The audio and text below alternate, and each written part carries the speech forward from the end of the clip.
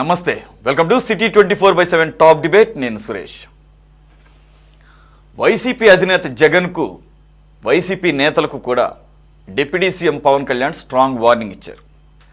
అధికారం కోల్పోయినా ఇంకా వైసీపీ నేతలు ఇష్టారీతిన వ్యవహరిస్తున్నారని, ఇలాంటి వారికి యోగి ఆదిత్యనాథ్ వంటి ట్రీట్మెంట్ ఇవ్వాలన్నారు.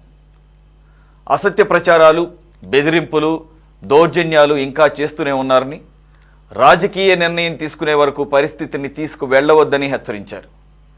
పవన్ కళ్యాణ్ ఇచ్చినటువంటి ఈ వార్నింగ్ ప్రస్తుతం చర్చనీయాంశంగా మారింది. ఈ అంశంపై డిబేట్లో పార్టిసిపేట్ చేస్తున్నారు తెలుగుదేశం పార్టీ అధికార ప్రతినిధి సురేంద్ర నాయుడు గారు. నమస్తే అండి, వెల్కమ్. వైసీపీ అధికార ప్రతినిధి కారుమంచి రమేష్ గారు జాయిన్. నమస్తే సార్, వెల్కమ్. కాంగ్రెస్ అధికార ప్రతినిధి స్టేట్ మైనారిటీ అబ్జర్వర్గా ఉన్నటువంటి షేక్ బాజీ గారు జాయిన్ అయ్యారు. నమస్తే sir. Senior journalist, political analyst Uppa Lakshman గారు కూడా జాయిన్. నమస్తే సార్, వెల్కమ్. సార్ లక్ష్మణ్ గారు, పవన్ కళ్యాణ్ ఈరోజు ఒక కార్యక్రమంలో మాట్లాడుతూ 2 రోజుల క్రితం గవర్నర్ గారికి కోటి సంతకాల సేకరణ పీపీపీ విధానంలో మెడికల్ కాలేజీలను అప్పగించడాన్ని వ్యతిరేకిస్తూ వైసీపీ చేపట్టినటువంటి కోటి సంతకాల ప్రతులను గవర్నర్ గారికి సమర్పించే కార్యక్రమంలో భాగంగా వెళ్ళిన తీరు, అలాగే ఆ తర్వాత మీడియాతో మాట్లాడుతూ పీపీపీ విధానంలో ఇలాగే గనక నిర్ణయాన్ని మార్చుకోకుండా కొనసాగితే మేము అధికారంలోకి వచ్చిన 2 నెలల్లోనే ఎవరైతే ఈ నిర్వహణ కోసం తీసుకున్నారో, ప్రైవేట్ ప్లేయర్స్ మెడికల్ కాలేజీల నిర్వహణ బాధ్యతలు తీసుకున్నారో వాళ్ళని జైల్లో పెడతాను అని ఆయన మాట్లాడిన దాన్ని బేస్ చేసుకొని, అలాగే ఓవరాల్గా వైసీపీ వ్యవహరిస్తున్నటువంటి తీరు, వైసీపీ అధినాయకుడు మాట్లాడుతున్న తీరుని అడ్రస్ చేస్తూ డిప్యూటీ సీఎంగా ఉన్నటువంటి పవన్ కళ్యాణ్ గారు తీవ్ర స్థాయిలో ఈ మధ్యకాలంలో ఆయన అడ్మినిస్ట్రేషన్ వరకు ఉన్నారు. పెద్దగా ఎక్కువ ఏమీ రాజకీయపరమైనటువంటి వ్యాఖ్యలు కానీ వాటిని ఈ మధ్య అయితే చూడలేదు. ఆల్మోస్ట్ ఒక వార్నింగ్ లాగానే ఇచ్చారు. ఉత్తరప్రదేశ్లో యోగి ఆదిత్యనాథ్ ట్రీట్మెంట్ యాక్చువల్గా ఇది ఎంతవరకు కరెక్ట్ అనే దాని మీద భిన్నాభిప్రాయాలు ఉన్నాయి. Even I got my own opinion. ఓవరాల్గా అయితే అక్కడ ఉన్నటువంటి బుల్డోజింగ్ బుల్డోజర్ను ఉపయోగిస్తున్నారు అనేది యోగి ఆదిత్యనాథ్ గారికి ఉన్నటువంటి ఒక మార్క్, ఆయన మార్క్ ఆఫ్ గవర్నెన్స్. అంటే అందరినీ కాదు, ఎవరైతే రౌడీ షీట్లు ఉన్నాయో, లేకపోతే రౌడీజం చేస్తున్నారో, దౌర్జన్యాలు చేస్తున్నారో వాళ్ళకి ఇవ్వాల్సినంత టైం ఇచ్చి వాళ్ళు ఇంకా వినకపోతే వాళ్ళ ఇళ్ళని డిమాలిష్ చేయటం, బుల్డోజర్ని పంపించడం, ఇలాంటిది జరుగుతూ ఉంది. దానిలో భాగంగా కొంతమందికి అమాయకులు కూడా బలవుతున్నారని విమర్శలు ఉన్నాయి. పక్కన పెడితే ఆయన ఆ వ్యాఖ్యలు అటువంటి ట్రీట్మెంట్ ఇవ్వాల్సి వస్తుంది అని చెప్పేసి వార్నింగ్ ఇవ్వడానికి కానీ, రెండోది రాజకీయపరమైనటువంటి నిర్ణయాలు తీసుకునే పరిస్థితి వరకు తీసుకురావద్దు అని అంటే దాన్ని ఎలా అర్థం చేసుకోవాలి సార్? లక్ష్మణ్ గారు ప్లీజ్.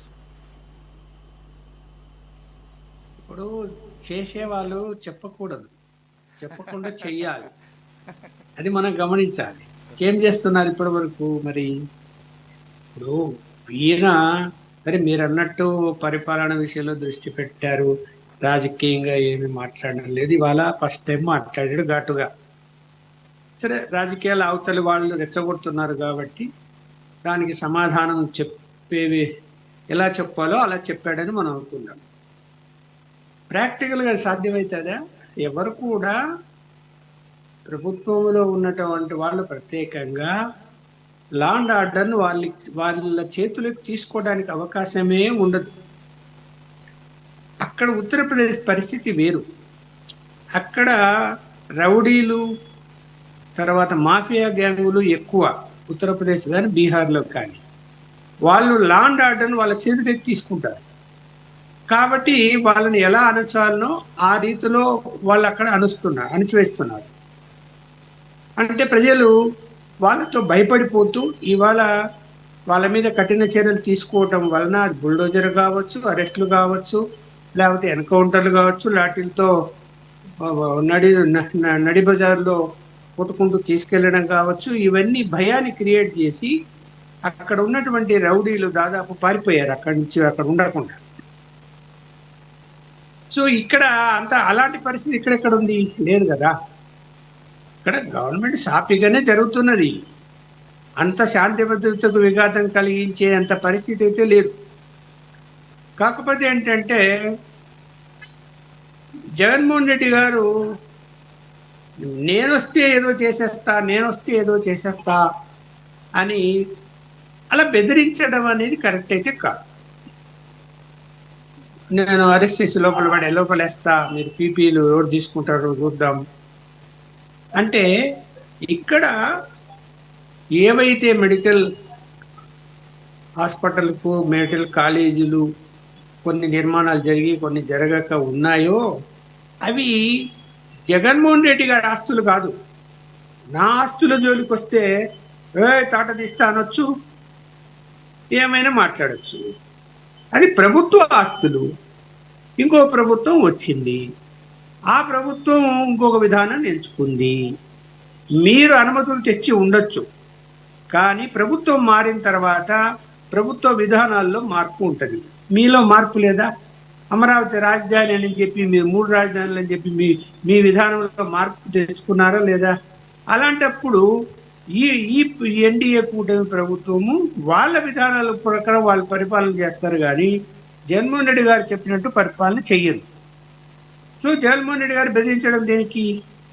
అసలు మీరు వస్తారనే నమ్మకం ఏంటి ఇవాళ? అప్పటి వరకు పరిస్థితులు ఎలా ఉంటాయో ఎవరికి తెలీదు.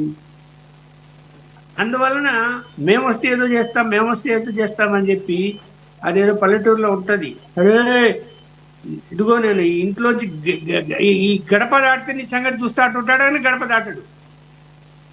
ఆ నుంచి అలాగే అరుస్తుంటాడు, గడప అవతల నుంచే గడప దాటాడు. మళ్ళీ గడప దాటితే ఆడొచ్చి కొట్టి చావడతాడేమో అని భయం. అందువలన ఇవన్నీ ఊకదప్పుడు మాటలు మనం వినాలి.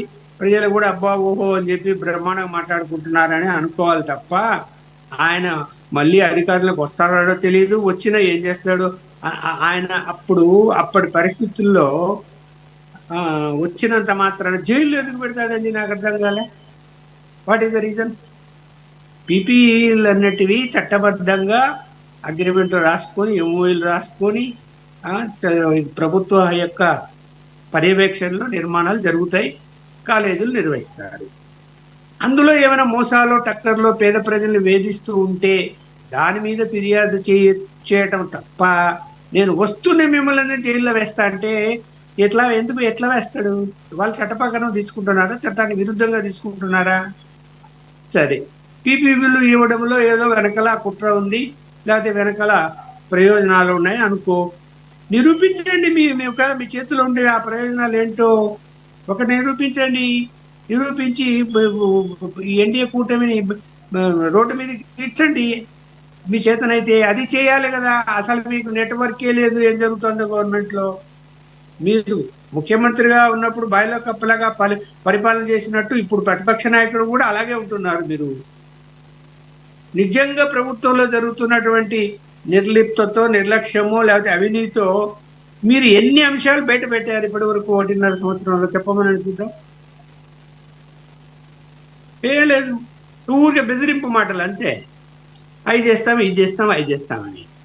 సో ఇప్పుడు వీళ్ళకి అర్థమైపోయింది ఎన్డీఏ కూటమికి, అరే ఈయన ఊరికి అరుస్తుంటాడు, ఈయన చేసేది ఏం లేదు, మనం చేసే పని మనం చేసుకుంటామని వాళ్ళు చేసే పని వాళ్ళు చేసుకుంటున్నారు.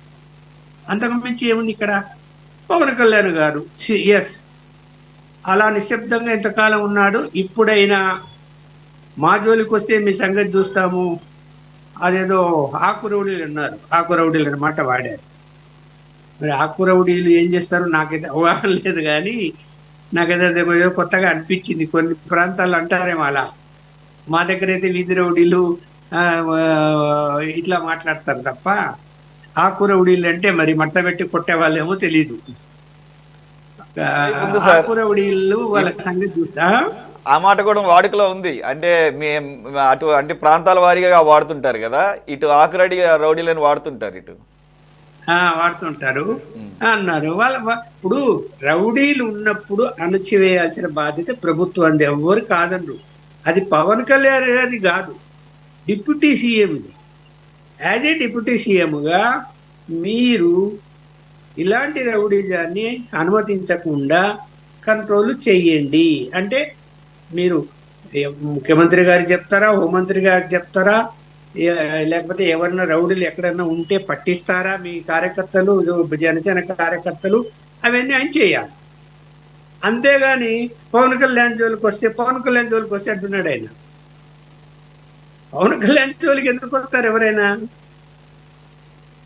రారు కదా. డిప్యూటీ సీఎం గా ఉన్నారు కాబట్టి విమర్శలు చేస్తారు, ప్రభుత్వంలో ఉన్నారు కాబట్టి ప్రభుత్వంలో విమర్శలు చేస్తారు.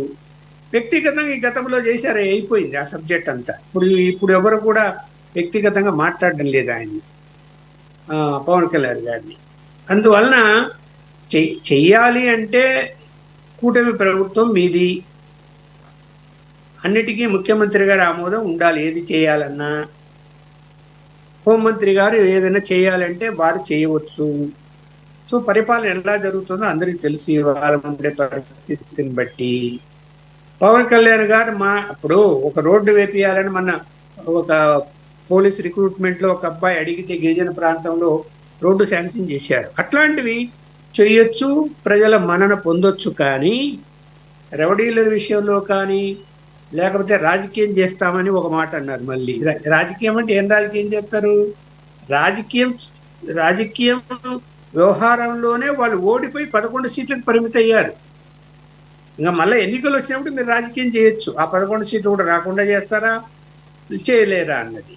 అలాగే లోకల్ బాడీస్ ఎన్నికలు రాబోతున్నాయి, అందులో మీరు రాజకీయం చూపించచ్చు. కాబట్టి ఇక్కడ రౌడిజం వేరు, రాజకీయం వేరు. ఇప్పుడు రాజకీయంలో రౌడిజం ఉంటుంది. ఇప్పుడు మేము చూసాం మా పులివెందుల్లో డప్పు తీసుకుని కొడతారు రాత్రిపూట. అంటే ఇప్పుడు లేదు, టెక్నాలజీ మారింది, ఆన్లైన్ సిస్టమ్ వచ్చింది, ఈవీఎంలు వచ్చాయి, మొబైల్ ఫోన్లు ఉన్నాయి. ఇప్పుడు అలాంటిది లేదు. కానీ ఒకప్పుడు పోలింగ్కి రమ్మని డప్పు కొట్టాలి, కానీ పోలింగ్ రావదే డప్పు కొట్టేవాళ్ళు, కొట్టి వీళ్ళే వేసుకునేవాళ్ళు ఎవరు రాకుండా. అంటే నేను కళ్ళారని చూసాను, నేను ఊరికే చెప్పడం లేదు. సో అలాంటి పరిస్థితులు ఒకప్పుడు ఉండేటివి. ఇప్పుడు అలాంటి పరిస్థితులు అయితే ఏం లేవు కదా, అంత ఈజీ కాదు కదా. పబ్లిక్ గా పోలింగ్ రావద్దని చెప్పేసి చాటింపేస్తే మరి ఎవరు వాళ్ళని లోపలేయటం కానీ పోలీసులు ఒక్కరు వెళ్ళరు.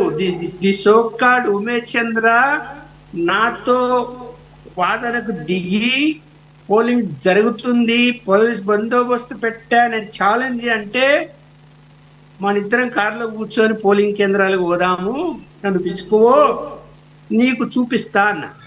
పిలుచుకుపోయాడు పులివెందులకు. కడప నుంచి పులివెందులు పోయాం. పులివెందుల్లో ఒక పోలింగ్ కేంద్రంగా ఉన్నాం. ఈలోగా జీపులో వచ్చారు. వచ్చి సార్ దండం పెట్టారు. ఏమయ్యా అన్నాడు.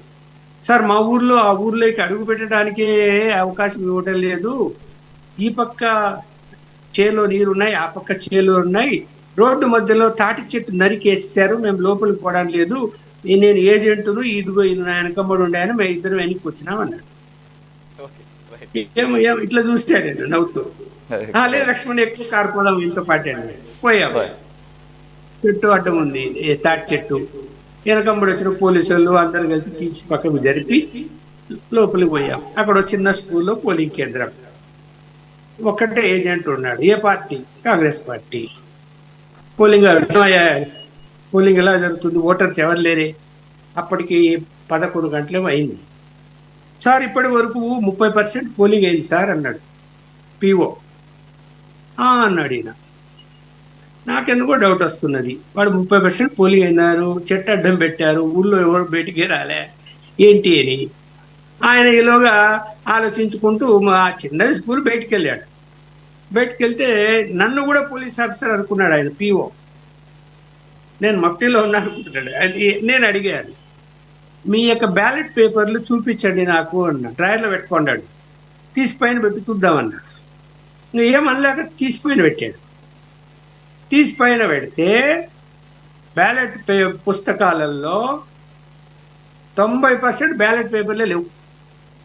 ఊరికి అడుగున్న చిన్నగా 4-5 ఫోల్డర్లో ఉన్నాయి అంతే.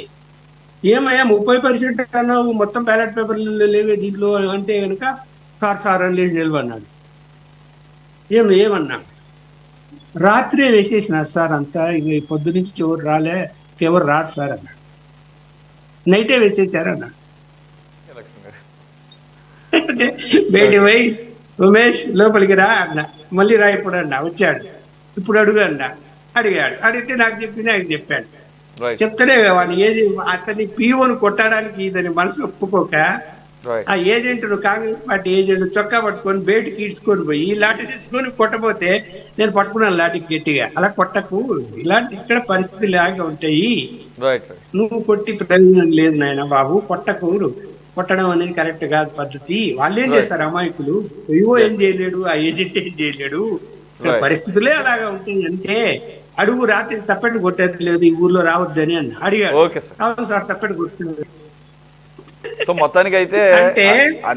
అయితే అదే అంటున్నా, ఇటువంటి మీరు ఇప్పుడు చెప్పిన ఎగ్జాంపుల్ లాంటివి స్థాయికి లేదంటే ఆ రకమైన రౌడీజానికి మందు ఉత్తరప్రదేశ్లో యోగి ఆదిత్యనాథ్ ట్రీట్మెంట్ అన్న అర్థం వచ్చేటట్టుగా మనం భావించాలి మరి పవన్ కళ్యాణ్ గారిని. చూద్దాం సార్. రమేష్ గారు,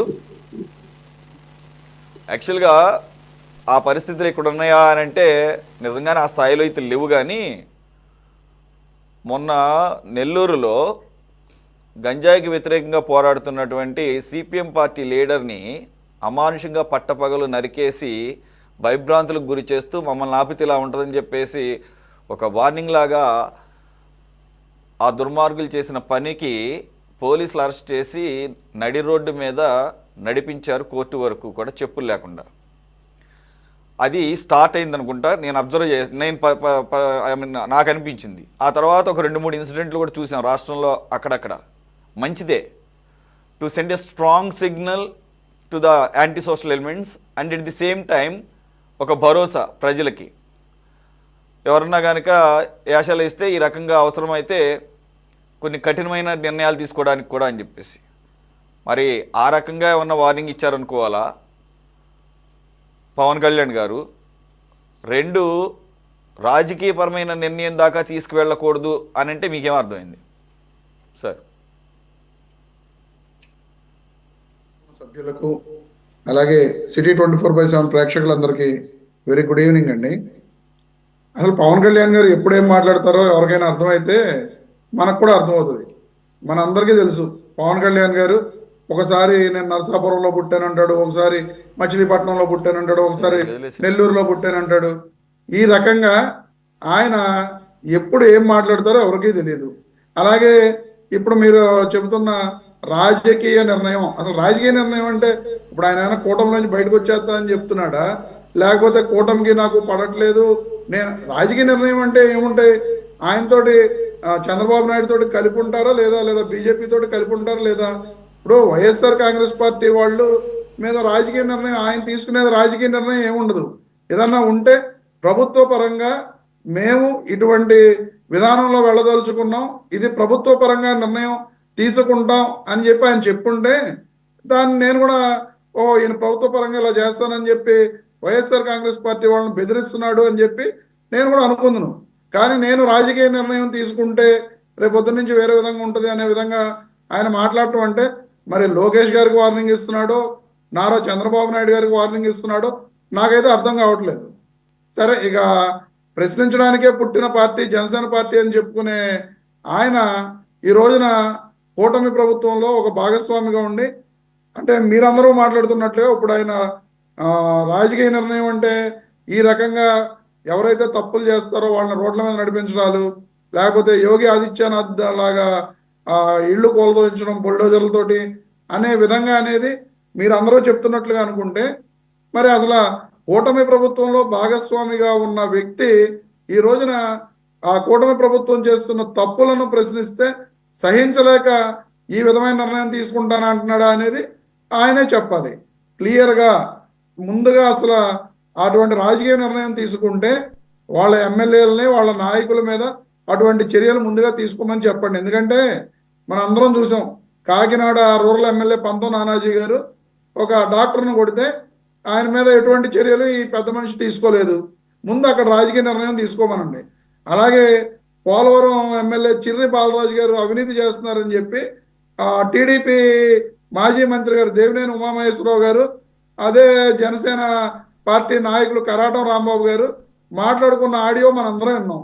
ఈ రోజున అదే ఎమ్మెల్యే గారు అవినీతి చేస్తున్నారో లేదో ఆయన తెలుసుకుని ఆయన మీద రాజకీయ నిర్ణయం తీసుకోమనండి. అలాగే నెల్లిమర్ల ఎమ్మెల్యే లోకం మాధవి గారు ఎస్ఐన్ ల్యాండ్స్ అవన్నీ ఆక్రమించేసి ఆవిడ అక్కడ అవినీతి చేశారు, అక్రమ భూ కబ్జాలకు పాల్పడ్డారని చెప్పి ఇదే తెలుగుదేశం పార్టీ నాయకులు వేదికలెక్కి ఈ ప్రభుత్వం వచ్చిన తర్వాత కూడా ఆవిడ వ్యతిరేకంగా మాట్లాడారు. ముందు ఆ లోకం మాధవి గారి మీద రాజకీయ నిర్ణయం తీసుకోమనండి. అలాగే చాలా మంది ఆ కిరణ్ రాయల్, తిరుపతికి చెందిన కిరణ్ రాయల్ని సస్పెండ్ చేసామన్నారు. మళ్ళీ తిరుపతి వెళ్తే అదే కిరణ్ రాయల్ని ఈయన కలిశారు. అతని మీద రాజకీయ నిర్ణయం తీసుకోమనండి. అలాగే మహిళా వైద్యురాలితో ప్రతిపాడు ఇన్ఛార్జ్ ఒక ఆయన పేరేదో ఉంది, వరపుల తమ్మయ్య బాబు ఏదో ఆయన మహిళా వైద్యురాలతో దురుసుగా ప్రవర్తించాడని చెప్పి ఆయన్ని కేవలం పార్టీ నుంచి సస్పెండ్ చేశారు. ఆయన ఈ బుల్డోజర్ సిస్టమ్ కానీ లేదా రోడ్ల మీద నడిపించే సిస్టమ్ కానీ వాళ్ళ మీద తీసుకోమనండి. వాళ్ళ నాయకులు, కార్యకర్తలు, వాళ్ళ ఎమ్మెల్యేలు చాలామంది చాలా అవినీతి కార్యక్రమాల్లో, చాలా అక్రమాల్లో, భూ కబ్జాల్లో పాల్పంచుకుంటున్నారు. ముందు వాళ్ళందరి మీద కూడా అటువంటి రాజకీయ నిర్ణయం తీసుకుని నా నాయకుల్ని, నా కార్యకర్తల్ని నేను ఈ విధంగా రాజకీయ నిర్ణయం తీసుకున్నానని చెప్పి ఎగ్జాంపుల్గా ఆయన ముందుకు వచ్చి అప్పుడు ఎదుటి పార్టీ వాళ్ళ గురించి మాట్లాడితే బాగుంటుంది అనేది నేను తెలియజేస్తున్నాను సురేష్ గారు. అంతేకాకుండా ఒక నిమిషం సరే, అవినీతి అదంతా అంటే అది ఒక ప్రాసెస్, ప్రూవ్ చేయాలి వ్యవహారం.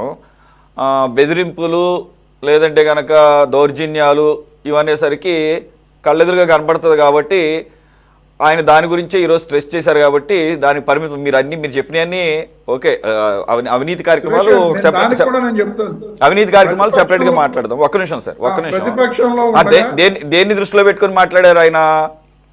నేను అదే చెప్తున్నా, ఒక్క నిమిషం. వైఎస్ఆర్ కాంగ్రెస్ పార్టీ అధికారంలో ఉండగా ఇదే జనసేన అధినేత పవన్ కళ్యాణ్ గారు చాలా సార్లు చెప్పు తీసుకొడతానా కొడకల్లారా, క్రికెట్ స్టిక్కులు, హాకీ స్టిక్కులు, అవన్నీ ఆయన మాట్లాడా లేకపోతే ఎన్నో సార్లు మాట్లాడిన తర్వాత ఆ మాటలు వచ్చినాయి అన్ని కూడా అందరు ఈ రోజు కూడా వాదనలు వద్దు సార్. అందు గురించి ఇప్పుడు దానికి టైం వేస్ట్ చేయదు. మనం జగన్మోహన్ రెడ్డి గారు 2 రోజుల క్రితం గవర్నర్ గారి కోటి సంతకాలు సమర్పణ కార్యక్రమం సందర్భంగా PPP విధానంలో నిర్వహణ కోసం వచ్చినటువంటి వాళ్ళని మేము వచ్చిన తర్వాత 2 నెలలు అరెస్ట్ చేస్తే ఆ బెదిరింపుల గురించి మాట్లాడినట్టుగా తీసుకోవాలి. ఈరోజు ఒక్క నిమిషం ఆగండి. అలాగే ఒక్క నిమిషం ఆగండి సార్. గవర్నర్ గారికి వినతి పత్రాలు సమర్పించడానికి వెళ్ళేటప్పుడు కూడా వెళ్లే విధానం, గవర్నర్ కలిసే విధానమైనది ఒక హైయెస్ట్ కలవడానికి ఏమైనా దాన్ని ఏమైనా ఒక్కడే వెళ్ళి కలవాలని రూల్ ఎక్కడ? ఒక్కళ్ళ గురించి ఎవరన్నారు సార్? ఒక్కళ్ళ గురించి అనలేదు. ఒక్కళ్ళ గురించి ఆగండి సార్, కంప్లీట్ చేయండి. Let me complete. ఒక్కళ్ళు వెళ్ళమని చెప్పడం లేదు. వెళ్ళిన విధానం కార్ల బాయినెట్ల మీద కూర్చొని ఇంత ముందు రప్పా అన్నట్టుగా కాదు.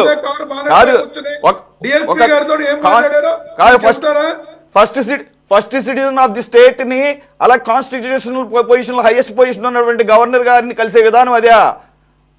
చెప్పండి మీరు. ఇదే పవన్ కళ్యాణ్ గారు ఇప్పటంలో మేమేదో గోడలు కూల్చి గవర్నర్ కలవడానికి కాదు వెళ్ళింది. గవర్నర్ కాదు, గవర్నర్ కలవడానికి వెళ్ళాలప్పుడు గవర్నర్ అవును ఇల్లు పగల కొడితే ఇల్లు ఆయన సభకి వినండి. అతను ప్రభుత్వం వినండి సార్, మీరు ఆయన సభకి రైతులు భూములు ఇచ్చారని చెప్పేసి కక్షగట్టి వాళ్ళ ఇళ్ల మీదకి వచ్చినప్పుడు ఆ రకంగా వెళ్ళింది. ఆ రకంగా గవర్నర్లు కలవడానికి ఎప్పుడు ఈ దేశంలో ఎవరు అట్లా వెళ్ళలా? ఈ దేశంలో గవర్నర్ కలవడానికి ఎవరు అట్లా వెళ్ళలా? మీ పచ్చ మీడియా తప్పుడు ప్రచారాలతోటే ఇది first withdraw that statement. Okay, ఎవరు మమ్మల్ని చెప్తుంది పచ్చ మీడియా. నేను చెబుతుంది పచ్చ మీడియా గురించి. రైట్, మమ్మల్ని ఇంక్లూడ్ చేయకండి ప్లీజ్. నేను పచ్చ మీడియా తప్పుడు ప్రచారం గురించి చెప్పాను. నేను చెప్పింది పచ్చ మీడియా తప్పుడు ప్రచారం గురించి. ఇదే హైకోర్టు పవన్ కళ్యాణ్ అదే ఎప్పుడో రైతులు కోర్టుకు వెళితే వాళ్ళకి జరిమానా విధించింది. మీకు తెలీదా అదే? కానీ మీరు ఏం చెప్తున్నారు? ఎప్పుడో రైతుల గురించి వెళ్ళారని చెప్తున్నారు. గవర్నర్ కలవడం గురించి మాట్లాడితే మీరు ఎప్పుడు అంటారేంటి? గవర్నర్ కలిసే విధానం గురించి మాట్లాడండి. ఆ రైతులకు జరిమానా విధించింది. గవర్నర్ కలిసే విధానం గురించి మాట్లాడండి. ఆ రోజు పవన్ కళ్యాణ్ వెళ్ళింది గవర్నర్ కలవడానికి కాదు. గవర్నర్ కలవడానికి వెళ్ళాల. గవర్నర్ కలవడానికి వెళ్ళాల ఆ రోజు పవన్ కళ్యాణ్. ఎక్కడ జగన్మోహన్ రెడ్డి అలా బానెట్లకి వెళ్ళా? ఎక్కడ జగన్మోహన్ రెడ్డి గారు అలా కారు బానెట్లకి వెళ్ళా? ఒక పార్టీ అధినేత. మనం కూడా మన కార్యకర్తలను ఎక్కిస్తాం. ఆ పార్టీ అధినేత కార్యకర్తలను ఎక్కిస్తాం. మాట్లాడండి. మనం కార్యకర్తలను ఎక్కిస్తాం సార్ బాయ్నెట్ల మీద గవర్నర్ కలవడానికి వెళ్ళినప్పుడు. వాటిని ఉద్దేశించి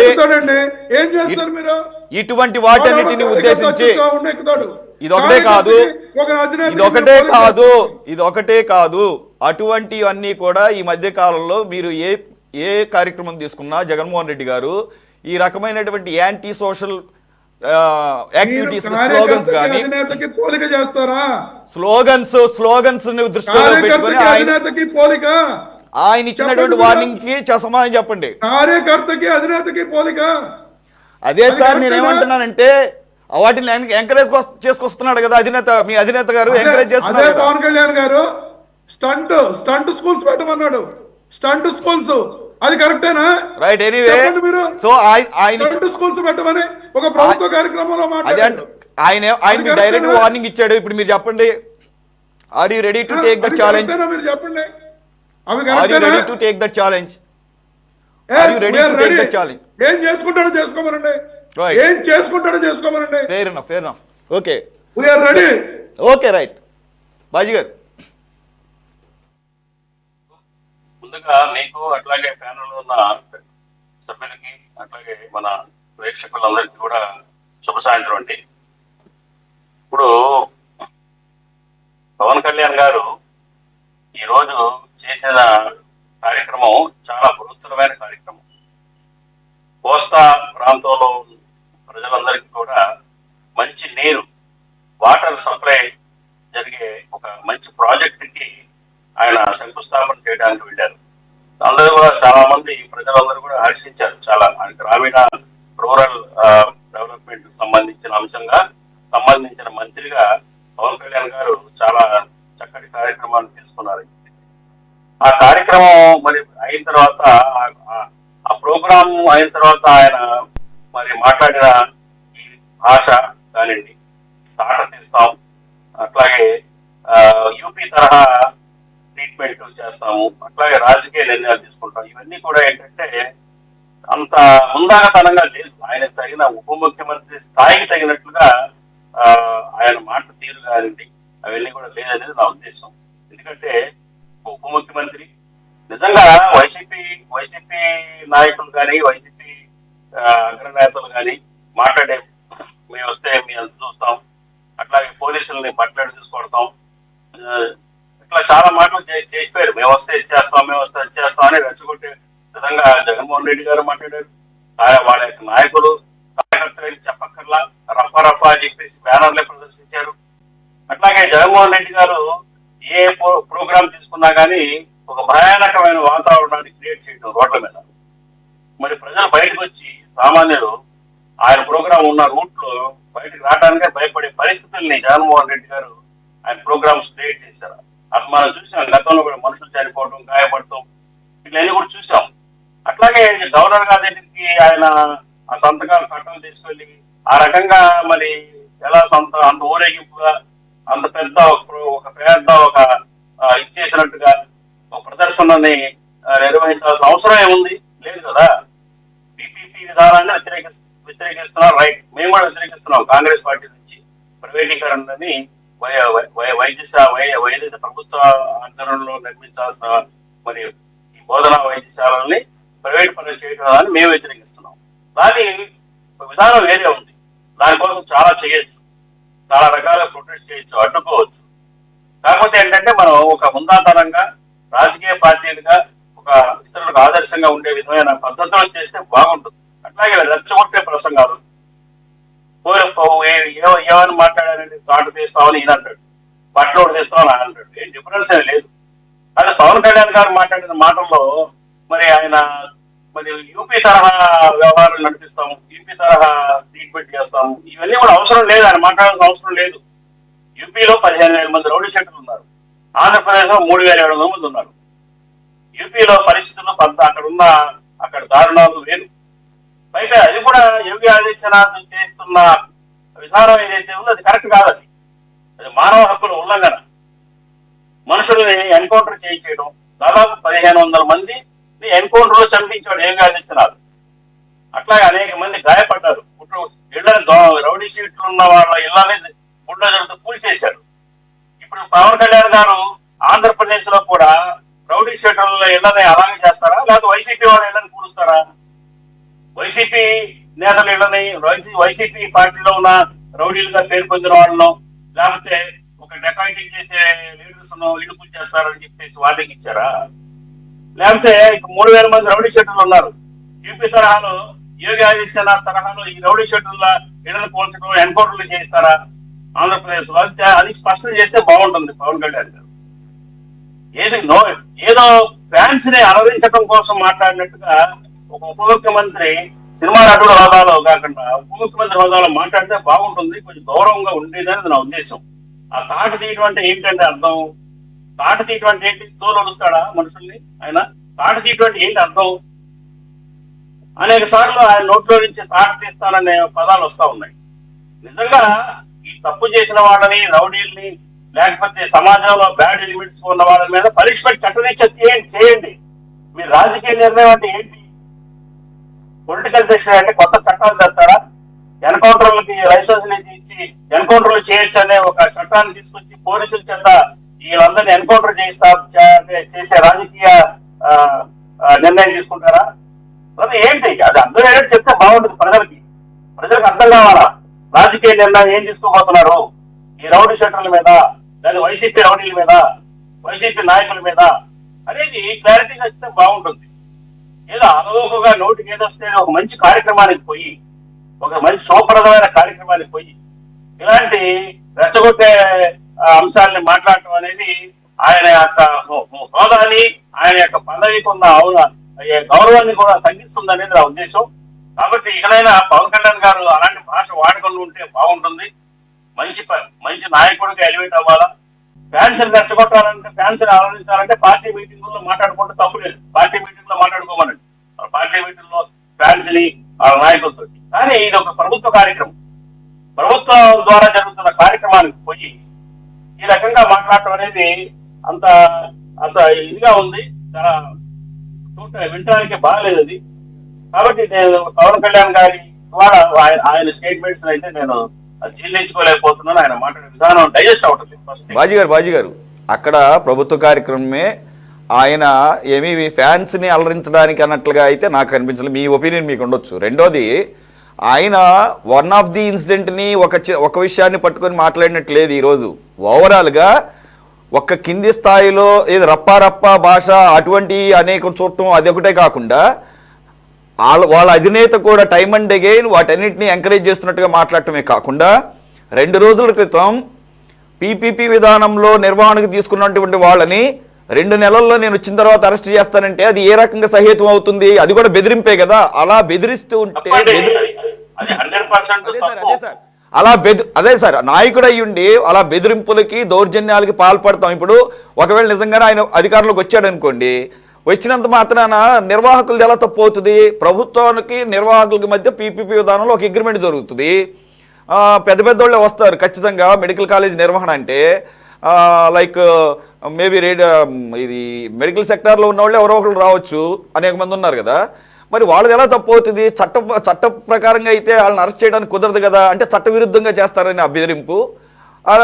ఒకవేళ ఆయన తీసుకోవాలంటే ఎవరిని సత్యకుమార్ గారు హెల్త్ మినిస్టర్ ఛాలెంజ్ చేసినట్టు, నీకు దమ్ముంటే నన్ను అరెస్ట్ చేయ ముందు వాళ్ళని కాదు, నిర్ణయం నేను కదా తీసుకుంది మినిస్టర్గా, ప్రభుత్వ పరంగా మేము కదా తీసుకుంది, పాలసీ మ్యాటర్గా పాలసీ తీసుకుంది నేను కాబట్టి నేను కారణం అవుతాను కదా, నన్ను అరెస్ట్ చేయి, లేదంటే మమ్మల్ని అరెస్ట్ చేయి, కూటమి ప్రభుత్వం మమ్మల్ని ఏమన్నా మా మీద అది కదా చేయాల్సింది.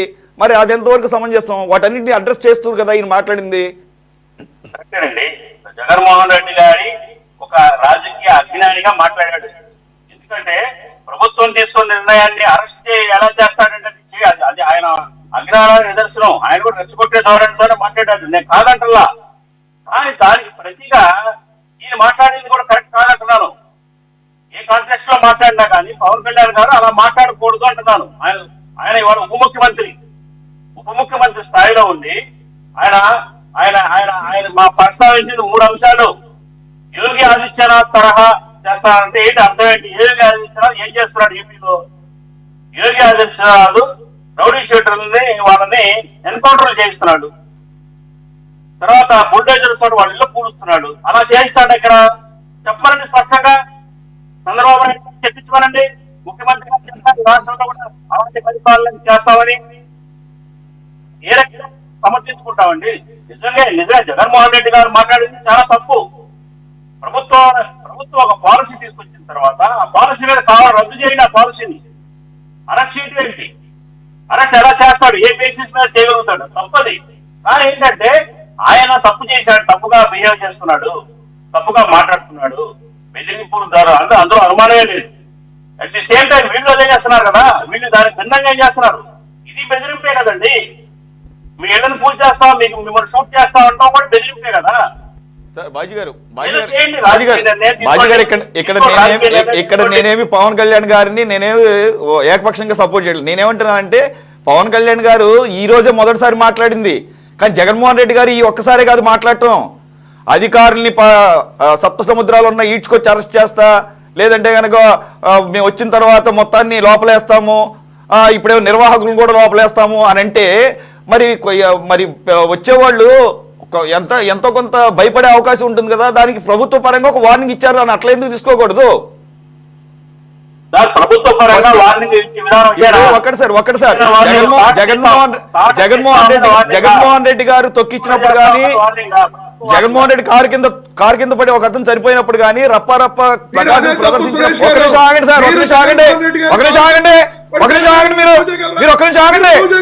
మీకు సంబంధం లేదు. మీరు ఆగండి. I will cut off your audio if you don't. Right. ఆయన మీరు ఒక్క నిమిషం ఆగండి సార్, మీరు ఆగండి, నాకు ఆన్సర్ కావాలి ఆయన దగ్గర నుంచి. మీరు ఆగండి. ఇవన్నీ నేను ప్రతి ఒక్కరు ఆన్సర్ తీసుకుంటా. మీరు అంటున్నారు జగన్మోహన్ రెడ్డి గారి కారు కింద పడే చనిపోయారని అంటారు, మీరు నిరూపిస్తారా? ఏం నేర్పించేది? ప్రపంచం అంతా చూసి ఆగండి, ప్రపంచం అంతా చూసి ఆగండి.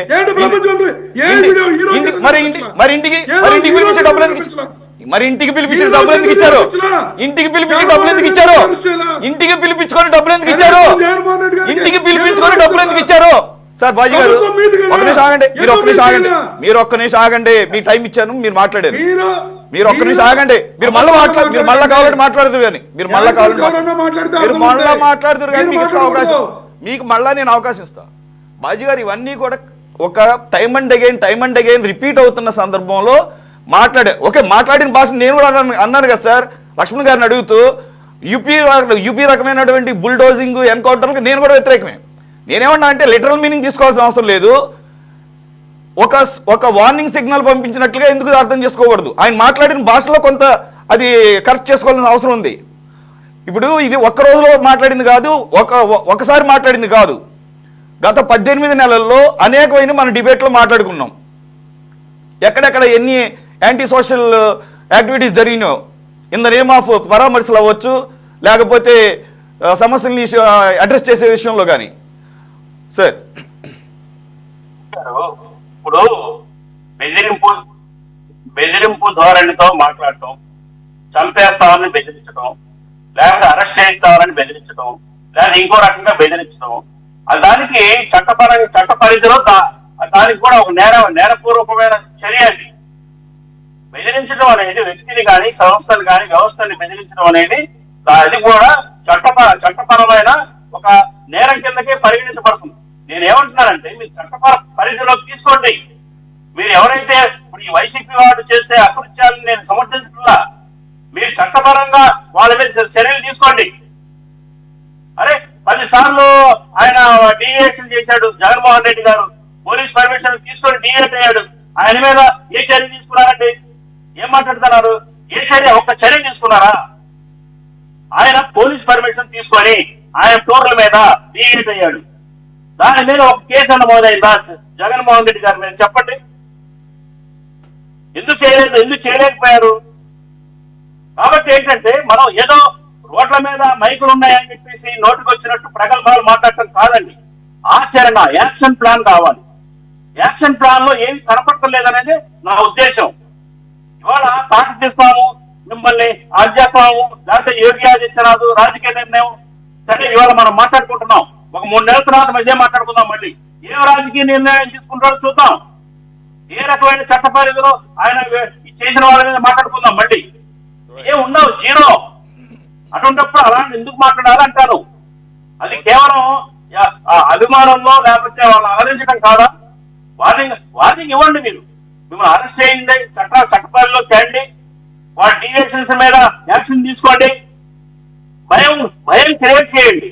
వాళ్ళు మళ్ళీ ఆ తప్పు మాట్లాడకుండా, తప్పుడు పనులు చేయకుండా, ఎవరైనా కావచ్చు, అది వైసీపీ పార్టీ కావచ్చు, మామూలు రౌడీ షీటర్లు కావచ్చు, ఎవరైనా కావచ్చు కాక సమాజానికి వ్యతిరేకమైన కార్యక్రమాలు చేసే వాళ్ళ మీద చట్టపరమైన చర్యలు తీసుకుంటాయి. ఒక మెసేజ్ని, ఒక భయాన్ని క్రియేట్ చేసే ఒక మెసేజ్ ని పంపమంటున్నాను. కానీ ఏమైనా జరుగుతుందా? ఇప్పుడు ఇవాళ మాట్లాడారు వారు, పవన్ కళ్యాణ్ గారు, నెక్స్ట్ ఏం జరుగుతుంది దాని మీద? ఏమి జరగదు, మనమే మాట్లాడుకుంటాం. మళ్ళీ ఏం జరగదు, జీరో. అది సీరియస్నెస్ ఉండట్లేదు. ఇది ఒక ప్రాసనం లాగా ప్రజలు కూడా నవ్వుకుంటారండి. వాళ్ళు మాట్లాడే రఫా అని నవ్వుకుంటారు, ఈయన మాట్లాడే తాటి తీస్తాను కూడా నవ్వుకుంటారు. ఏంటో ఇంత దిగజారిపోయారు ఈ రాజకీయ నాయకులు. సో బాజీ గారు మొత్తానికి అయితే మాట్లాడితే చేతల్లో చూపించమని మీరు కూడా చివరిలో ఒక కంక్లూషన్ పాయింట్కి వచ్చారు. Right, okay. నీవే చేతల్లో చూపించమని అంటున్నా. Okay, right. గురునాథం గారు, టీడీపీ నుంచి గురునాథం గారు జాయిన్ అయ్యారు. సార్, ఇప్పుడు పవన్ కళ్యాణ్ గారు ప్రభుత్వంలో భాగం 5 శాఖలు నిర్వహిస్తున్నాడు. అంతకు మించి డిప్యూటీ సీఎం, ఆయన పని ఏదో ఆయన చేసుకుంటూ పోతున్నాడు అడ్మినిస్ట్రేటివ్ పరంగా అని చెప్పేసి కొంత పాజిటివ్గానే ఉంది. ఈరోజు మళ్ళీ ఆయన స్టైల్ ఆఫ్ వార్నింగ్ ఇవ్వడం జరిగింది. అవన్నీ నేను అడగను, కానీ ఎలాగ మీ వల్ల కాదని చెప్పేసి అందరూ అభిప్రాయపడిపోయారు. నిన్న డిబేట్లో కూడా అదే అభిప్రాయపడ్డారు. టీడీపీను కాంగ్రెస్ల మధ్య పెద్ద యుద్ధంగా జరిగింది. ఏది చర్యలు తీసుకుంటంలో మీ నిర్లిప్తత అనే విషయంలో. ఇప్పుడు బాజీ గారు కూడా మాట్లాడారు, విన్నారు. నేనేమన్నానంటే, పవన్ కళ్యాణ్ గారు రాజకీయ నిర్ణయం తీసుకునేదాకా లాగొద్దు, తీసుకువెళ్ళొద్దు అనే దాని వెనకాల ఉన్న గూఢార్థం ఏంటి? చట్టవిరుద్ధంగా ఏమన్నా చర్యలు తీసుకుంటారా? అంటే రిలవెంట్ సెక్షన్స్ లేకపోయినా మాట్లాడే వాటిని దృష్టిలో పెట్టుకొని ఇంకా మాట్లాడితే కక్ష సాధింపు ఆ లెక్కలోకి వెళ్తారా? ఎందుకంటే నిన్న కార్యకర్తల సమావేశంలో అనుకుంటూ మాట్లాడుతూ లోకేష్ గారి మాటలు కూడా విన్నాం మేము. రెడ్ బుక్లో 3 పేజీలు కూడా కంప్లీట్ అవ్వాలి, 3 పేజీలే కంప్లీట్ అయినాయి, ఇంకా చాలా ఉంది జరగాల్సింది, ఎందుకు కంగారు పడతారన్న టైప్లో చెప్పారు. మరి వైసీపీకి సంబంధించిన ఇంకొక మన దానికి వచ్చే రెగ్యులర్గా వచ్చే వాళ్ళల్లో ఒక ఆయన 276 పేజీలు ఉన్నాయని చెప్పేసి ఆయన తెలిసినట్టు చెప్పారు. నాకైతే తెలియదు. దాంట్లో 160 పేజీ దాకా వచ్చారని చెప్పేసి ఆయన చెప్పారు. కానీ నిన్న లోకేష్ గారు ఏమన్నారంటే, రెడ్ బుక్లో 3 పేజీలే ఇప్పటి వరకు ఓపెన్ చేసింది, there is lot to come in the future అన్నట్టుగా చెప్తున్నారు. ఆయన మాటలు కానీ ఈరోజు పవన్ కళ్యాణ్ గారు రాజకీయ నిర్ణయం వరకు లాక్కండి అంటాం కానీ ఎలా చూడాలి? మేము ఎలా అర్థం చేసుకోవాలి? వైసీపీ వాళ్ళకి ముందు ఎలా అర్థం చేసుకోవాలి? ఎందుకంటే వాళ్ళకి కదా వార్నింగ్ ఇచ్చింది. వాళ్ళకి అర్థమైతే అప్పుడు వాళ్ళు దానికి తగ్గట్టుగా ప్రిపేర్ అవుతారు. ప్యానెల్లో ఉన్న అందరికీ సురేష్ గారు నమస్కారం. ఇది మంచి చర్చ. విత్తనం ముందా చెట్టు ముందా అంటే అది మన అందరం కూడా ఆత్మ పరిశీలన చేసుకోవాలా. దెయ్యాలు వేదాలు వాళ్ళు ఇచ్చినట్టుగా ఇప్పుడున్నటువంటి వ్యవస్థలో దాని బాజీ గారిని కూడా నేను చూశాను మాట్లాడేటువంటిగా. సరే, అవన్నీ పక్కన పెడదాం. మీరు అడిగినటువంటి మెయిన్ క్వశ్చన్ ఏంటంటే, లోకేష్ గారు మా యువ నాయకుడు 3 పేజీలే తీసామనేటువంటి అంశం. రెడ్ బుక్ అంటే అసలు మీ అందరికీ కూడా అర్థం కావట్లా. రెడ్ బుక్ అనేది దాని పేరు, దానికి ఒక నామకరణం చేశాడు, కానీ దాంట్లో అదేదో ఒక రాజకీయ పార్టీని ఇబ్బంది పెట్టడం కోసం చేసేటువంటి ప్రక్రియ కాదు. ఇంకొకటి, ఇటీవల జగన్మోహన్ రెడ్డి గారు ఏదో డిజిటల్ బుక్ అని పెట్టాడు. డిజిటల్ బుక్లో లోకేష్ గారు 3వ పేజీ అన్నారు. సరే, దాని గురించి నేను మాట్లాడతాను. ముందు జగన్మోహన్ రెడ్డి గారు డిజిటల్ బుక్ అని పెట్టిన తర్వాత ఫస్ట్ మెసేజ్ ఏమొచ్చిందంటే వాళ్ళ పార్టీ నుంచే వచ్చింది. వాళ్ళ పార్టీ వైఎస్ఆర్ పార్టీ నుంచే వచ్చింది. ఏమని వచ్చిందంటే, సార్ ఫస్ట్ ఈ డిజిటల్ బుక్లో ఎవరి మీద చర్యలు తీసుకోవాలా అని అంటే, పార్టీలో ఉన్నటువంటి కార్యకర్తలందరినీ నాశనం చేసి మోసం చేసి మీరు అందరూ కార్యకర్తలకు అధికారం రాకుండా చేసి రెండోసారి అధికారంలో లేకుండా చేసినటువంటి పార్టీలో ప్రథములు ముద్దాయిలు మీరే సార్. జగన్మోహన్ రెడ్డి గారు A1గా పెట్టండి, సజ్జలను A2గా పెట్టండి, ఏది సుబ్బారెడ్డి గారిని A3గా పెట్టండి. ఆ పార్టీలో గురునాథం గారు బుక్లు, నేను ఇక్కడ రెడ్ బుక్ అన్నది నేను ఓన్లీ ఎగ్జాంపుల్ రిఫరెన్స్ ఈ రోజు పవన్ కళ్యాణ్ గారు రాజకీయ నిర్ణయం దాకా లాగొద్దు అని చెప్పేసి అన్నారు. దాని గురించి చెప్పండి. అంటే ఎట్లా ఉందనే దానికి నేను ఉదాహరణ చెప్తున్నాను సార్. పెట్టాల్సి ఉంటే జగన్మోహన్ రెడ్డి గారు నేను లోకేష్ గారు ఒక నిమిషం సార్, రమేష్ గారు ఒక నిమిషం నేను లోకేష్ గారు ఒక్క నిమిషం ఆగండి సార్. గురునాథం గారు, నా క్వశ్చన్ మళ్ళీ మీకు అర్థం కాలేదు. నేను లోకేష్ గారి ప్రస్తావన ఎందుకు తీసుకొచ్చానంటే, ఈ రోజు పవన్ కళ్యాణ్ గారు రాజకీయ నిర్ణయం తీసుకునేదాకా తీసుకురావద్దు, లాగొద్దు నన్ను అని చెప్పేసి అంటాన్ని నేను కొరిలేట్ చేస్తూ నిన్న ఆయన అన్న మాటలు చెప్పాను తప్ప, ఈ రోజు పవన్ కళ్యాణ్ గారు రాజకీయ నిర్ణయం అంటే ఏంటో చెప్పండి అంటున్నా. నేను వస్తున్నాను సార్, నాకు అర్థమైంది పాయింట్, వస్తున్నాను. I'm coming to that point. Pawan Kalyan garu నిన్న జగన్మోహన్ రెడ్డి గారు అధికారం పోయిన దగ్గర నుంచి ఈ రోజు దాకా కూడా జగన్మోహన్ రెడ్డి గారు ఎట్లా మాట్లాడుతున్నారంటే, ప్రతి నిత్యం కూడా మేము అధికారంలో కంటూ వస్తే విదేశాల్లో ఉన్నా ఎక్కడ దాక్కున్నా అందరినీ పనిష్ చేస్తామని చెప్తా ఉన్నాడు. చాలా దారుణమైనటువంటి పరిస్థితులకి తీసుకెళ్తా ఉన్నాడు కార్యకర్తల్ని, పార్టీని. ఆ నేపథ్యంలో నిన్న జరిగినటువంటి పవన్ కళ్యాణ్ గారు మాట్లాడినటువంటి తీరుతెన్నులు ఏంటంటే, ఏమంటే అధికారం మీకు ఎప్పుడో ఇంకా 3.5 సంవత్సరాల తర్వాత వచ్చే అధికారం గురించి ఆలోచిస్తూ ఉన్నారు. రాజకీయంగా మేము ఆల్రెడీ అధికారంలోనే ఉన్నాము. ఏంటి మీలాగా ఏదో డిజిటల్ బుక్ పెట్టో ఏదో పెట్టి రాసుకొని మేము వచ్చిన తర్వాత ఇచ్చేస్తామని ఊహల్లో ఉండే కన్నా కూడా రాజకీయంగా మేమేం అసమర్థులం కాదు. మీరు ఆ నిర్ణయాలు తీసుకోవటం వల్ల సమాజంలో మంచి జరగదు, కానీ మీరు విరమించుకోవట్లేదు. ప్రతి మీటింగ్లో కూడా పోయి మీరు అక్కడ చెప్పాల్సినటువంటి సందేశం ప్రతిపక్షానికి వ్యతిరేకంగా, ప్రతిపక్షం ఎట్లా మాట్లాడాలో అట్లా మాట్లాడకుండా, అధికార పక్షంలో ఉన్నటువంటి సమస్యల గురించి మాట్లాడకుండా కేవలం భౌతిక దాడులు చేస్తాం, మీ మీద చేస్తాం, ఆఫీసర్లు బెదిరించటం, భయపెట్టడం, ఇదే యాగి చేస్తా ఉన్నారు. రాష్ట్రం అంతా కూడా జనాల్ని పిలిపించుకోవటం, హల్చల్ చేయటం. దీనికి ఎక్కడో చాట ఫుల్ స్టాప్ పెట్టకపోతే ఇది ప్రభుత్వం కొనసాగించేటువంటి విధానాల్లో కొంచెం అవరోధాలు ఉంటాయి కాబట్టి, మనిషికి సహనం కొంతమేరకే ఉంటుంది కాబట్టి, పవన్ కళ్యాణ్ గారి అట్మోస్ట్ గవర్నమెంట్ వచ్చిన దగ్గర నుంచి కూడా కాంట్రవర్షియల్గా ఎక్కడ మాట్లాడటం లేదు. తను ప్రశాంతంగా తన యొక్క శాఖల్లో మంచి పేరు తెచ్చుకొని ముందుకెళ్తున్నటువంటి నేపథ్యంలో నిన్న అంబేద్కర్ సాక్షిగా 1 కోటి సంతకాలని చెప్పి జగన్మోహన్ రెడ్డి గారు పీపీపీకి వ్యతిరేకంగా వస్తూ గవర్నర్ గారు కలిసిన తర్వాత మాట్లాడినటువంటి భాష మీరు చూడండి. వాళ్ళ నాయకులు మొత్తాన్ని ఎవరో చేసినట్టుగా, ఏదో చెందినట్టుగా, ఎవరు అంత మంచివాళ్ళు లాగుంటే మా అందరి మీద ఈ విధంగా తీసుకోవటం వల్ల కొన్ని అంశాలని దాంట్లో క్రోడీకరిస్తూ మాట్లాడినటువంటి తీరుతెన్నుల వల్ల మా పవన్ కళ్యాణ్ గారు నిన్న మాట్లాడినటువంటి మాట వాస్తవం. అది దాన్ని మీరు ఇందాక కూడా చెప్పారు సైదులుగా బాజీ గారు. నేను చెప్పేది ఏంటంటే, దాన్ని ఒక ఇండికేషన్ ఇచ్చి ఆపుదామనే కానీ మేము కూడా సత్తా ఉండవాళ్ళమే, మాకు కూడా పవర్ ఉంది, మాకు రాజకీయంగా జనం ఉన్నారు, మాకు ఆలోచనలు ఉన్నాయి, అటువంటి పరిస్థితి తీసుకురావద్దు, అటువంటి పరిస్థితిని తీసుకురావద్దు, మీరు దయచేసి జగన్మోహన్ రెడ్డి గారు దీన్ని గమనించండి అని ఒక హెచ్చరికను జారీ చేశారే తప్పించి వీళ్ళు చేతిలోకి తీసుకొని రాజకీయ పెత్తనాన్ని మారణహోమం సృష్టిద్దామనేటువంటి అభిప్రాయం ఎవరికి లేదండి. గవర్నమెంట్లో ఉన్నప్పుడు జనం అధికారం మాకు ఇచ్చినప్పుడు ఇటువంటి కార్యక్రమాలు మేము చేయదలుచుకోలేదు, చేయం కూడా, ఎప్పుడు కూడా ప్రతిపక్షంలో ఉన్నా కూడా.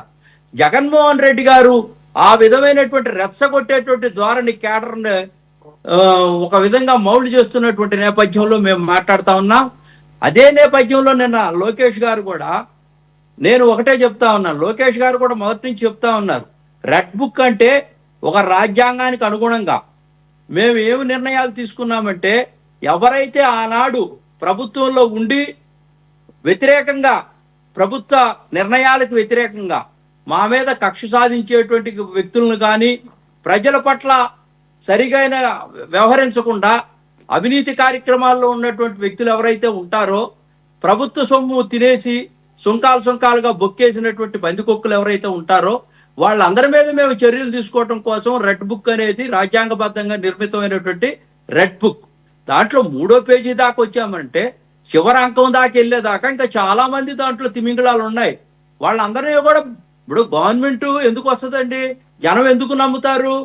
ఎవరైతే అవినీతి లేనటువంటి పరిపాలన, credibility, commitment, concerns, transparency, organizing capacity, character ఉన్నటువంటి గవర్నమెంట్ కోరుకుంటారు, గవర్నింగ్స్ కోరుకుంటారు, గుడ్ గవర్నింగ్స్, ఇవన్నీ ఇస్తారు, ప్రజలకు రక్షణ కల్పిస్తారనే కదా వీళ్ళు. జగన్మోహన్ రెడ్డి గారు యథేచ్ఛగా యశ్వమేధ యాగం చేస్తా ప్రజలందరినీ భయభ్రాంతులు సృష్టిస్తా శాంతి భద్రతలకు విఘాతం కలిగిస్తా ఉంటే ప్రభుత్వం ఏ విధంగా చూస్తూ ఊరుకోవాలండి? ఇది is the beauty of the democracy. ఇప్పుడు మీరు ఏదన్నా విమర్శ చేస్తే, ప్రతి విమర్శ చేసి దాన్ని ఆపాల్సినటువంటి బాధ్యత డిప్యూటీ సీఎంగా వారికి ఉంది. మరి లోకేష్ గారు ఆ విధంగా చర్యలు తీసుకుంటానని స్పష్టంగా చెప్పారు. అంతేగాని అదేదో రెడ్ బుక్ అనగానే హల్చల్ చేస్తున్నట్టుగా, జగన్మోహన్ రెడ్డి పార్టీని టార్గెట్ చేసినట్టుగా అనుకుంటా ఉన్నారు. లేదు, ఇప్పుడు దాకా మీరు చూడండి, జగన్మోహన్ రెడ్డి గారు వాళ్ళ పార్టీలో ఉన్నటువంటి వ్యక్తులనే కాకుండా ఐఏఎస్లైనా సరే అవినీతిలో ఉన్నటువంటి వ్యక్తులు ఎవరైతే ఆ రోజున అక్కడ ఉన్నటువంటి అంశాలన్నిటిని కూడా డైల్యూట్ చేసి ఎక్కడెక్కడ అవినీతిలో ఇరుక్కున్నారు వాళ్ళందరినీ కూడా బయటికి తీసేటువంటి కార్యక్రమం చేస్తూనే ఉన్నాం ఇప్పటికీ. Not only for political activities, అన్ని అంశాలు కూడా దాంట్లో పొందుపరిచినాయి. ప్రజల సొమ్ము జవాబుదారీగా ఉండి ప్రజల సొమ్ము నొక్కేసి బొక్కేసినటువంటి వాళ్ళకి ఇప్పుడు మనం జవాబు చెప్పాలి. కాబట్టి ప్రభుత్వంలో ఉండే పారదర్శకంగా మేము చేస్తున్నటువంటి పరిపాలనలో భాగంగానే అకృషం వెళ్ళగక్కుతూ అధికారం ఇక ఎప్పటికి రాదని చెప్పేసి మేము పరిపాలన, అద్భుతమైనటువంటి పరిపాలన ఇస్తా ఉంటే గుట్టగాల్చి నెత్తి మీదేసి యాగి చేసి ఏదో ఒకటి చేసి ఒక ఎస్టాబ్లిష్ చేసుకోవడం కోసం పొలిటికల్ గా దెయ్యాలు వేదాలు వల్లించినట్టుగా ఈ రోజున జగన్మోహన్ రెడ్డి గారిని ఎదుర్కోవటం కోసం మేము చేస్తున్నటువంటి ప్రక్రియలో భాగమే. సురేష్ గారు ఒక నిమిషం, మొత్తానికి బాజీ గారు చెప్పిందే మీరు చెప్పారు చివరికి కంక్లూజన్. మేము ఓన్లీ అలా బెదిరిస్తాం అంతే, ఒక వార్నింగ్ అంతే తప్ప మేము యాక్షన్ తీసుకోమని చెప్పేసి ఇండైరెక్ట్ గా మీరు అగ్రీ చేశారు. కానీ సార్ రమేష్ గారు, you want to add any more before getting to the next topic? ఆ సంస్కృతిని ఆపాలా, సురేష్ గారు ఇప్పుడు ఆ సంస్కృతిని ఆపాలని నేను చెప్తా ఉన్నాను.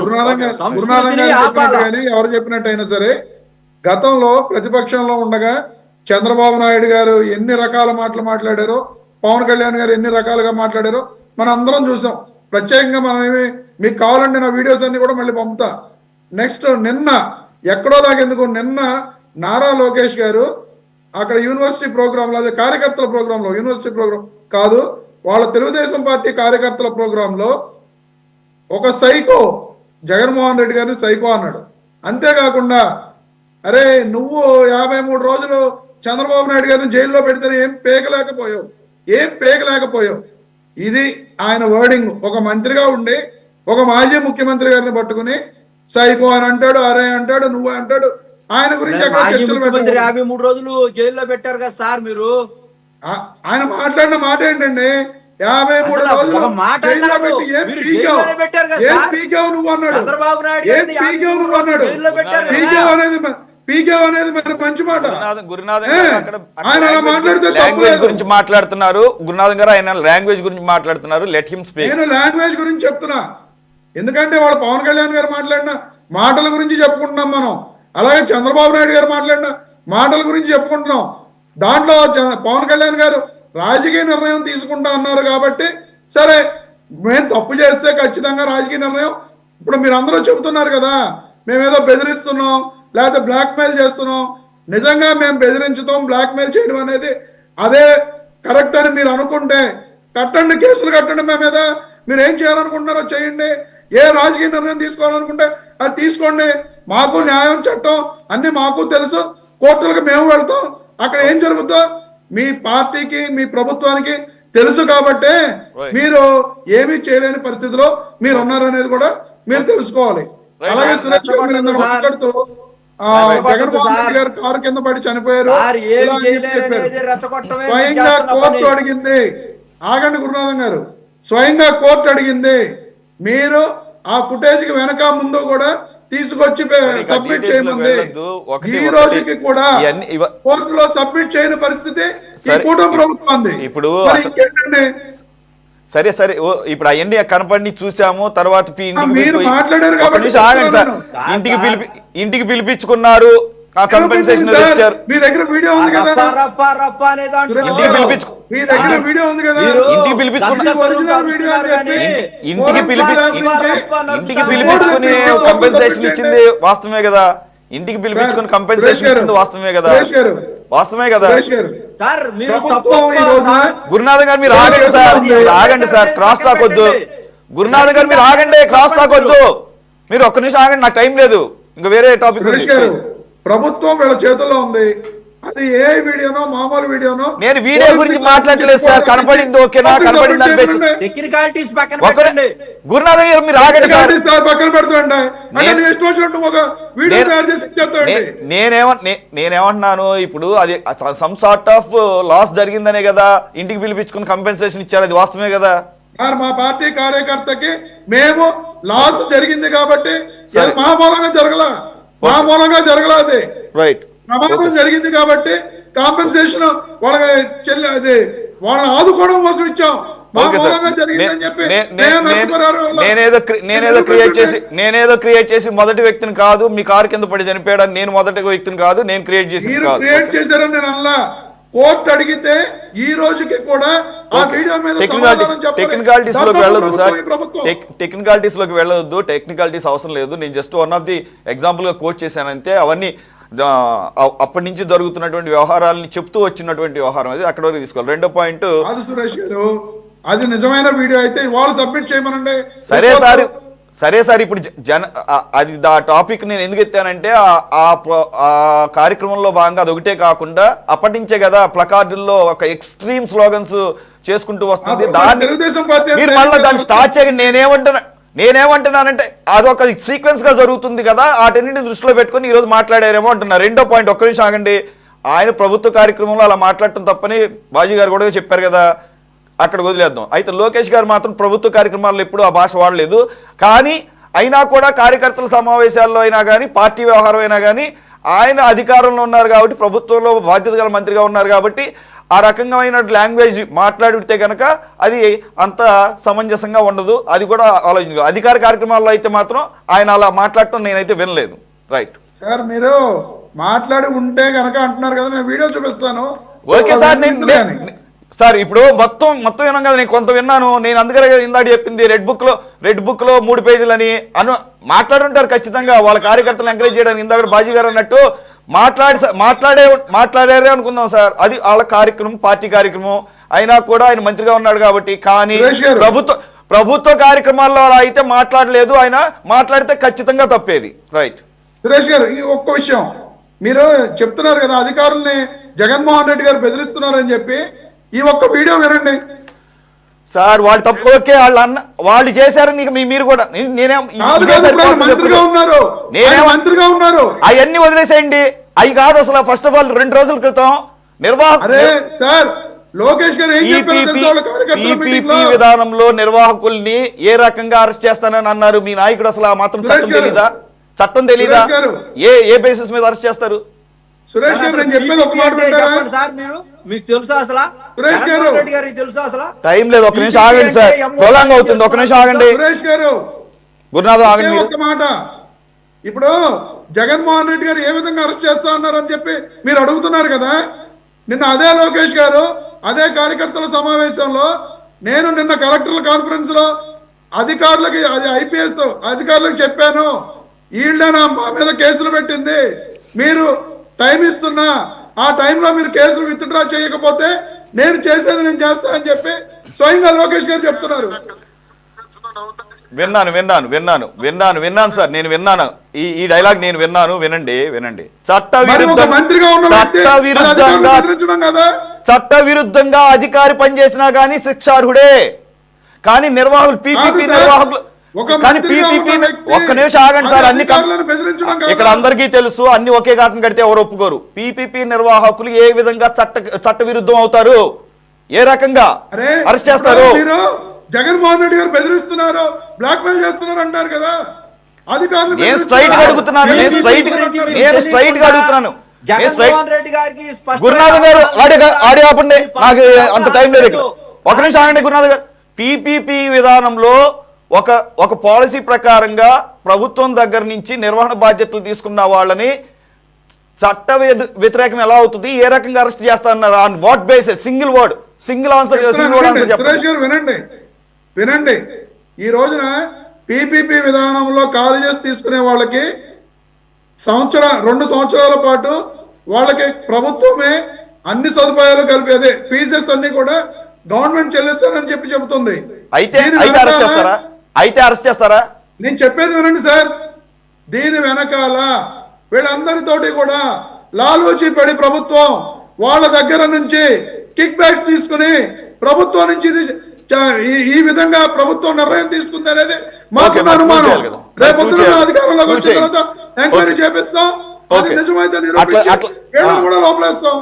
అట్లా అనుంటే తీసుకుంటారు, అంతేగాని అడ్డగోలుగా ఖచ్చితంగా దాని గురించే ఆ రకమైన మీనింగ్ రాలేదులేండి. సరే, ఎనీవే, ఓకే, చూద్దాం. అలాంటిది కనుక ఉంటే కనుక ఎవరైనా కానీ ఎవరు అధికారులు ఉన్నా ఎంక్వైరీ చేయొచ్చు, చట్ట ప్రకారం చర్యలు తీసుకోవచ్చు.